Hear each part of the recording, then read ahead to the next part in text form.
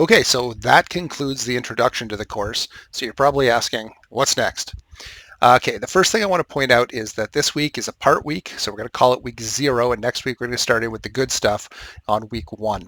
Now, that doesn't mean that there's no other work to do this week. If you check the content section, there should be a couple things visible, and more will become visible as the course continues. Week 0 is basically just a couple of introduction short videos.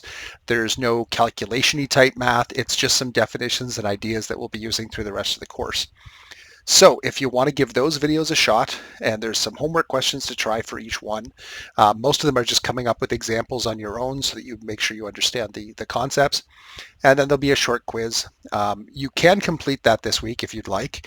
I do realize that many of you will not have time to complete it this week because you're busy with other things going on, getting back into the swing of things with school and your other courses. But the good news is you really don't have to be done anything definitively. Nothing will be collected for marks for another few weeks.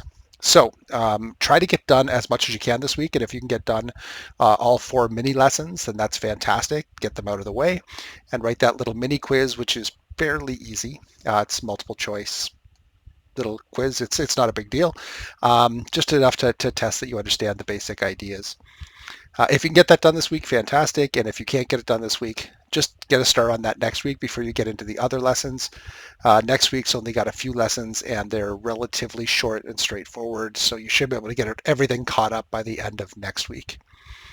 I think that's it. I'm going to stop here and just remind you if at any point you have any questions about anything in the course, please email me.